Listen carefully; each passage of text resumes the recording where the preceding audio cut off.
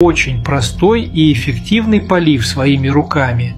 Не нужно ни форсунки, ни насосы. Делается из обычной ПВХ трубы. Очень надежно и быстро разбирается на зиму.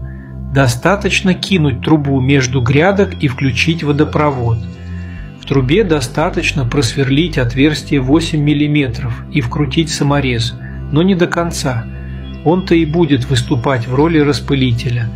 Надеюсь, такой лайфхак кому-то поможет. До встречи в новом видео.